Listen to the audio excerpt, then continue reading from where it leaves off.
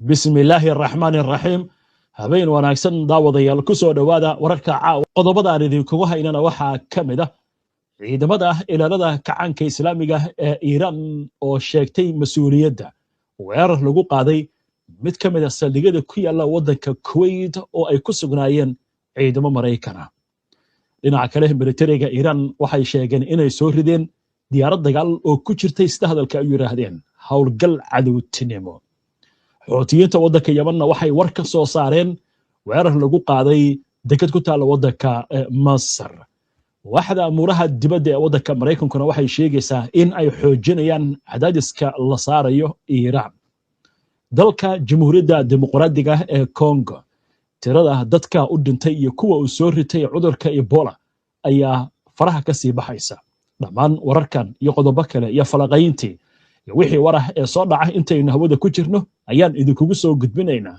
barnaamijka wararka caawa maxamed cabdi oo wararkan isku soo duway ayaa inoogu bilaabaya qodobada wararka kuwada ugu doorka roon maxamed ciidamada ilaalada kacaanka ee wadanka Iiraan ayaa sheegaya inay mas'uul ka ahaayeen weerar lagu qaaday saldhig military oo Mareykanku ku lahaa dalka Kuwait oo la yiraahdo Ali Salam ay leeyihiin ciidanka cirka iyo kaabayaal ay ciidamada askarta ee Mareykanka ay ku sugnaayeen sida bayaankan laga sii daayay warbaahinta Mareykanka gaar ahaan Tasniim wakaaladda wararka ee la yiraahdo ayaa ku sheegaysa howlgallada in loo beegsaday maqaasiino lagu xareeyo diyaaradaha droniska ah iyo diyaaradaha shidaalkooda sida ciidamada ilaalada kacaanka ay ku sheegeen in goobahaasi kulligood dab la suray oo la burburiyey ciidamada ilaalada kacaanka ayaa soo riday diyaarad drone oo ay ku sheegeen inay cadow ahayd oo ku soo xadgudubtay dekadda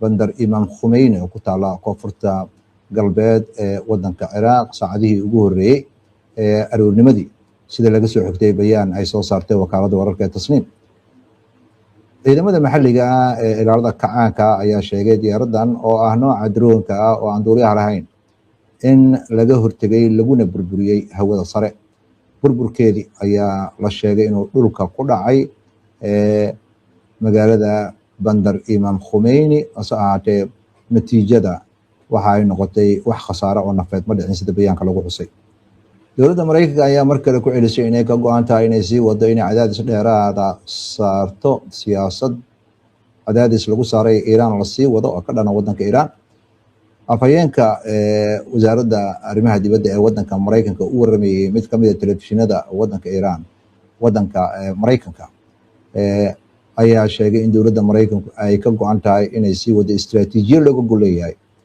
in cadaadiska dhaqaale iyo midda diblomaasiyadeed Iiraan lagu kordhiyo Timmy Bigot ayaa hadalkiisan waxa uu imaanayaa iyadoo xiisadda ka jirta gobolka bariga dhexe cirkiis ku sii shareerayso kadib markay soo baxeen warar sheegaya in howlgallo military oo ay ciidamada Iiraan qaadeen ay ka dhaceen gobolka saraakiisha Mareykanka ayaa sheegaya in siyaasadooda loogu talagalay in looga hortago howlaha ay gobolka bariga dhexe Iiraan ka wado iyo in laga hortago isbedelada socda iyo dhaqanka ay Iiraan wado iyo cunaqabataynta in lagu kordhiyo iyo cadaadis caalami ah ilaa iyo 100 ka tirsan askarta Israa'iil oo ka tirsan guutada Givati ayaa lagu waramay in ay mudaaharaadyo ku sameeyeen xerada militariga ee Seteman ku taala saxaraha Najaf ayaga oo dood ka qaba taliyaashooda sida u dhaqmayaan sida laga soo xigtay warbaahinta Israa'iil askartaasi ayaa saldhigga militariga ka baxay kadib markii amar lagu siiyay inay calaamadaha qaar dharkooda ka fujiyaan qaar badan oo ayaga ka mid ah ayaa waxa ay ka qayb galeen dagaaladii Gaza iyo Lebanon warbixinada waxay sheegeen in ciidamadaasi ay xerada ka baxeen ayagoo qalabkoodii caadiga qaatay hubkii iyo agabkii militariga halkaas uga tagay wargeyska liiraad Maarif ayaa soo xiganaya ila militariga ah oo sheegaya in xaaladaasi ay in yaroo kooban saameysay diyaar garowgii ciidamada Israa'iil ee howlgallada ka waday Gaza militariga Israa'iil ayaa xaqiijiyay in khilaaf uu jiro hase ahaatee ay la xiriirto arrimo aanan la xiriirin xagga dagaalka laakiin la xiriira calaamad militariga aan loo ogolayn oo ciidamada qaar ay xirnaayeen. ururka xuutiyiinta ee dalka yemen ayaa sheegay in aysan ka dambeynin diyaarad drona oo lala beegsaday agab maraykanka uu leeyahay oo ku yaalay dekeda Damietta la yiraahdo ee dalka Masar, sida laga soo xigtay warbaahinta gacansaarka leh ama ay leeyihiin xuutiyiinta ee la yiraahdo Saba. wakaaladda wararka ee Saba ayaa si rasmi ah sarkaal ka tirsan waxa uu sheegay in xafiiska wasaaradda arrimaha dibadda ay jiraan warar la isla dhexmaraya Yemen inay beegsatay markab ku sugnaa deked ay Masar leedahay. warkaasina uu yahay waxba kama jiraan. Masar ayaanan wax hadala ka soo saarin eedeyntan la jeedinayo. wararka caalamkana waxaa ka mid ah cudurka aadka u baahaya Ebola ayaa dilay in ka badan 1500 oo qof kuna dilay bariga Congo.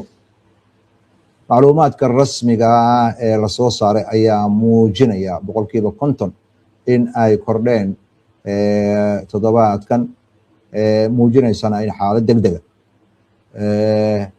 xaaladda degdega ah iyo xaaladda socota inay aad u kala duwan yihiin. 3442 keys ayaa la diiwaan geliyay halka 1500 iyo dheeraadna ay geeriyoodeen sida laga soo xigtay macluumaadka dowladda ee ugu dambeeyey. ilaa 797 qof oo bukaan ah ayaa la karantiilay halka ilaa 615 kalena ay ka soo kabteen sida macluumaadka lagu xusay. xiriirka lala sameynayo dadka lagu sheegay Ebola ayaa aad dib u dhac weyn uga jira ilaa 28%. xaaladaha la ogyahay ayaa wadanka oo dhan lala socdaa, waxayna ka hooseysaa 95% bartilmaameedka hay-adaha caafimaadka. saraakiishooda ay sheegeen in loo baahan yahay in looga hortago isu gudbinta cudurkaasi. cudurkani dilaacay ayaa la sheegay 15 May bishii 15 May ee lasoo dhaafay, waxaana uu viruskaasi ka bilowday deegaanka la yiraahdaa deegaano badan oo ka mid ah wadanka Congo, waxaana la sheegayaa in aanan loo haynin wax tallaala iyo wax daawo toona. waa tahay maxamed, waa mahadsan tahay. daawadayaashuna way mahadsan yihiin. maxamed, aan ku bilowno falanqaynta wararka hadda soo baxaya iyo khibrada waxay ka leedahay arrimahani. waxaa la leeyahay talo xun ayuu siiyey ra-iisul wasaaraha Israa'iil Benjamin Netanyahu madaxweynaha Maraykanka Donald Trump. maxay tahay taladaasi xun? Stephen Jones oo professor ka ah arrimaha amniga caalamka iyo siyaasadda arrimaha dibadda ka tirsan jaamacadda San Francisco ee dalka Maraykanka ayaa sheegay in ra-iisul wasaaraha Israa'iil Benjamin Netanyahu uu talo khaldan siiyey madaxweynaha Maraykanka Donald Trump kadib markii uu ka dhaadhiciyey in dagaal lagu qaado Iiraan uu noqon doono mid dhaqso ah oo sahlan. waxaana intaas lagu daray madaxweynaha wadanka Maraykanka ayaa hadda aaminaynin hadallada Netanyahu kadib markii marinkii Hormuz oo qalalaasyo xoog leh ka dhacay Iiraanna ay la wareegtay. xiriirka ka dhaxeeya dowladda Maraykanka iyo Israa'iil ayaa hadda waxaa muuqata in aad hadafka lagu kala qaybsan yahay. waa gartay. waay isla arrimahaas deedaanu ku sii soconno. xogaha Maraykanka ka soo baxaya waxaa la leeyahay madaxweynaha Maraykanka Donald Trump jahwareer iyo niyad jab ayaa ka muuqda la xiriira dagaalkan. dhinacyo kala duwan baan laga hadlay. inoo soo kooko maxamed, arrimahaasi maxay yihiin? madaxweynaha Maraykanka Donald Trump ayaa lagu waramayaa inuu aad u niyad jabsan yahay, wax horumarna laga gaari la'yahay sidii dagaalka wadanka Iiraan loo soo afjari lahaa. sida uu soo xiganayo mid ka mid ah telefishinada Maraykanka oo warar ka helay ilaa aan magacooda la sheegin ayaa sheegaya in madaxweynaha Maraykanka uu filayay in Iiraan heshiis dhaqso ku ogolaan doonto. ilaha qaar ayaa sheegaya Trump marna kuma talagelin dagaalkani inuu noqdo dagaal dheeraada, wuxuuna aad uga niyad jabsan yahay inay meesha ka maqan yihiin istiraatiijiyad cad oo lagu gaari karo hadaf kama dambayna. sida laga soo xiganayo warbixinta madaxweyne Trump taliyaashiisa sarsare ee military ka tirsan iyo la taliyaashiisa amniga qaranka ayaa ku kala qaybsan. wejiga ay colaadan yeelatay.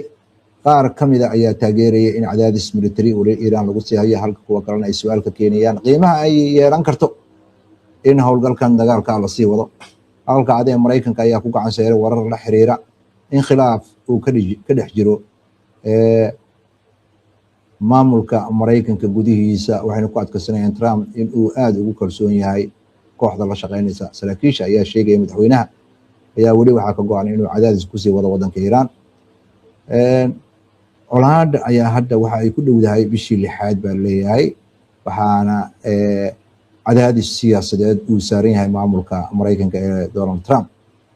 qaar ka mid ah dadka ka tirsan Congress-ka xisbiga Jamhuuriga ayaa walwal weyn ka qaba dagaalkan haddii uu sii dheeraado, sicirka shidaalkana uu kor u sii kaco inuu saameyn ku yeelan doono doorashada xisbiga Jamhuuriga ay ku soo bixi karaan doorashada dhexe ee la filayo bisha November. marka laga gudbo warbixino iyo in niyad-jab gaara uu madaxweynaha Mareykanka qabo, ayaa haddana waxaa la leeyahay mashruucan waxa uu qabaa kalsooni aad u weyn, wuxuuna ballan qaadayaa in howlgallada military uu dardargeli doono, halka uu rajo weyn ka muujinayo in Iiraan ugu dambeyntii ay u soo noqon doonto miiska wada hadallada. waa gartay. waa hagaag isla arrimahan haddaynu ku sii soconno, Mareykanka waxaa leeyahay hubkii baa kasii dhammaanaya. Iiraanna arrintaas dabcan waa og tahay, iyadiibaba hadda caaboon oo la qaban la'yahay. weerarkan iyadaa shalay bilowday Jordan, inkastoo ay sheegayso in go'doominta ay ka jawaabayso jawaadaha Mareykanka. maxay tahay dhibaatadan hubka ee dhanka Mareykanka ka jirta? Ryan Ball oo ah nin ku takhasusay lafana gura arrimaha bariga dhexe kana tirsan hay'adda Rain ayaa waxa uu sheegayaa in Mareykanku awoodiisa hubka ay aad hoos ugu sii dhacayso. hubka gaar ahaan laga ridayo wadamada kale ah kuwa ugu muhiimsan difaaca sida taarka oo kale ayaa aad hoos ugu dhacaya. waxaan ogsoonahay buu yiri warbixino kala duwan oo ka imaanaya dhinacyo kala duwan oo ka timid ah qorshayaasha hay'adda ama wasaaradda dagaalka ee waddanka Mareykanka inay aad uga walwalsan yihiin hubkaasi aad u sii yaraanaya. Bohol ayaa intaas ku daray dowladda Mareykanka agabka ay haysato maaha waxaan dhammaad lahayn, gaar ahaan bambooyinka lagu sheego inay yihiin kuwa wax aad u burburiya oo Iiraan lagu isticmaali karo. waxay arrintani u baahan tahay baa leeyahay in Iiraan waddankeeda ay diyaaradaha Mareykanku galaan, laakiin hore ayaan u aragnay baa leeyahay F-15 inay Iiraan soo daadiso.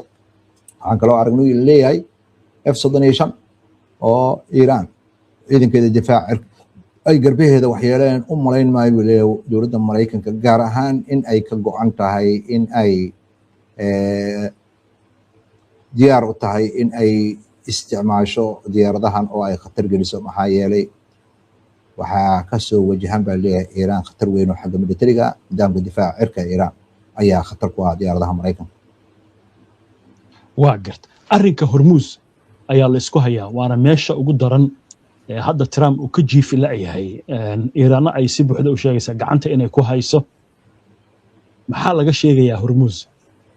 Iiraan si weyn ayay gacanta ugu haysaa marinka Hormuz, iyadoo maraakiibtii halkaasi marayay ay tiradooda aad hoos ugu dhacday kadib markii 13 maalmood uu Mareykanku isku dayay in uu duqeeyo. waxaadna moodaa hadda in ay gaartay colaadda meel ay labada dhinacba weli diyaar u ahayn diblomaasiyadda, sida laga soo xiganayo Trita Parsi oo ah ku-xigeenka madaxweynaha maxadka Kwanzi oo mas'uul ka ah dowladnimada iyo dowlad wanaagga. Iiraan mowqifkeeda marka la fiiriyo waxay gacanta si weyn ugu haysaa marinka Hormuz. maraakiibtii halkaasi maraysana hadda waxay ku dhow yihiin wax markaba oo meesha maraya inay jirin eber inay tahay. kadib markii 13 maalmood duqeyna waxaan aragnay wax horumar ah in Mareykanku uu gaari lahayaa. maraakiibtii uu isku dayay inuu marinka Hormuz marsiiyana ay dhicisoobeen. Iiraanna waxaad moodaa inayna sina ku luminaynin gacan ku haynta marinka Hormuz. Paris ayaa sheegaya sida kaliya wax lagu gaari karaa labada dhinacba waxay aaminsan yihiin waxay tahay in mowqifkooda militariga ay adkeeyaan si kan kale ay ugu qasbaan tanaasulaad. wadaxaajood in la gaaro labadaba waxay u muuqdaan inaynan diyaar u ahayn ilaa iyo inta colaadha ay bisashahay. diblomaasiyaddana sida keliya ku guulaysan karta weli ma la gaarin meeshii labada dhinac ay diyaar ku ahaayeen in wadahadal ay gaaraan. wuxuuna aaminsan yahay in saa la gaari karo haddii dhinac uu is yiraahdo dhinaca kale waa ka awood roon tahay. arrintaasna hadda mid muuqata maaha. waa garta waa yahay xaaladda marka maxamed maxay ku dabayn kartaa baa la isleeyahay. waa la isgaadayaa. waxaa soo baxaya warar kala duwan oo sheegaya Maraykanku inuu abaabulayo wadamo reer Yurub ah inkastoo laakiin ay diideen. barnaamijka maxaa cusub aan caaw kusoo gudbin doonaa. ma heli doonaa Maraykanku taageero mise hadallada lagu tilmaamay inay yihiin meel ka dhaca iyo gafafka ee ka yimaada Trump ayaa waxay ku noqdeen madaxda caalamka kuwa aysan u dulqaadan karin? su-aashaas waa su-aal aad iyo aad u fiican. madaxweynaha Maraykanka ilaa iyo inta dagaalkan bilowday erayada uu jeediyey dadkii Turkoobiya waxay yiraahdeen aad ayay u badan yihiin, xaqiiqadan waa ka fog yihiin. hasaatee qaar waxay ku sheegeen nin madaxweyne ah oo wadanka awoodda ugu awoodda badan siday hadalka u dhigeen adduunka siyaabahu u hadlayo iyo afku isticmaalayo af la isticmaalo maaha. intaa marka laga gudbo madaxweynaha Maraykanka waxaad moodaa iyo ciidanka Maraykankaba in ay hadda garwaaqsadeen in awooddooda ay xad leedahay. dagaalkii 40 maalmood ayaa lagu sheegay inaynan waxba reeban oo ay rabeen in Iiraan ay afka ciidda u geliyaan. hase ahaatee Iiraan in ay badbaado khatartii ahayd in xukuumaddeeda la rido marka laga gudbay in madax laga dilay oo ka mid yahay hogaamiye ruuxiga waxaa la isku raacay dagaaladan hadda socda inay Iiraan aad ugu awood sarreyso. marinka Hormuusna ay la wareegtay. wadamada saaxiibka la Maraykankana ay kulligood si hoose Maraykanku ugu sheegayaan inuu dagaalkan uusan ballaarin sababo badan aawadood iyagoo u baqaya kaabayaashooda ay ka mid yihiin saliidda. inkastoo wadanka Sacuudi Arabia oo hadda sida hadalka loo dhigay uu dagaalka qayb ka noqday kadib markii ay Xuutiyiinta ku eedeeyeen in uu weerar ku qaaday garoonka Cadan Sacuudiga. arrintaasi waxaa muuqata in uunan asaga si toosa u fulin, laakiin xukuumadda uu gacanshaarka leeyahay caalamka aqoonsan yahay inay fulisay. laakiin Xuutiyiintu waxay ku adkaysanayaan Sacuudiga ayaa arrintaasi ka dambeeyey. wixii ka dambeeyeyna waa la ogyahay in maraakiibtii Maraykanka loo diiday badda cas iyo Bab Mandab. maraakiibtii Sacuudiga loo diiday badda cas iyo Bab Mandab, isla markaasna la duqeeyey dekadihii Yumbac iyo Jayzaan. haddana waxaa muuqataba in dagaalka laga baqayo inuu ballaarto. Maraykanka iyo Sacuudiga markay wadajir u weerareen xoogag wadanka Ciraaq ku sugan oo gacansaar la leh sida hadalka loo dhigay Iiraan iyo Xuutiyiinta. waxaadna moodaa Sacuudiga in uu weli xeeleysanayo uuna dagaal diyaar u ahayn. wadamada kale xeryaha militariga Maraykanka ay ku yaalaan duqeyn joogta ayaa ku socota. si hoose ayaa wadamadani ay u ololeynayaan sidii dagaalka loo joojin lahaa. dhexdhexaadintaasi waxaa garwadeenka ah Qatar iyo Pakistan. waxaadna moodaa Iiraan inayna u heelanayn inay Maraykanka wada hadal la gasho. hore ayaa afhayeenka baarlamaanka isla markaasna ah madaxa ergeyga wadaxaajoodka Iiraan inuu si buuxa u sheegay inayna Iiraan dan ugu jirin Maraykanka oo aanan barnaamijkiisa meel marin karin, in aanan waqti la isaga dhumin oo ay doonayaan in ay meedaanka dagaalka kaga miro keenaan. waxaana ay digniin ku bixiyeen haddii Maraykanku uu khalad kala sameeyo inuu weerar ay qaadayaan aad u ballaaran. haddana waxaad moodaa Iiraan mowqifka ay taagan tahay dowladda Maraykanku inay aad uga jabsan tahay ciidankeedana waxa laalay wixii buugtooda ku qornaa ay yaqaaneen oo dhan in ay kaashadeen. waxaadna moodaa Iiraan inaynan weli ayna u jahanjaxayn. waa hagaag maxamed aad baad u mahadsan tahay. daawadayaashana way mahadsan yihiin. inta ayaan kusoo gabagabeynaynaa barnaamijka. daawada si aad ula socoto wararkan iyo barnaamijyadan iyo macluumaadkan aynu soo gudbino. haddii aad ka cusub tahay baraheena bulshada ama horay aadan ugu xirnayn hadda ku soo biir. ayno barnaamijka xiga insha Allah inta ka horeysa. jimca mubaarak. salaamullaahi calaykum waraxmatullaahi wabarakaatu.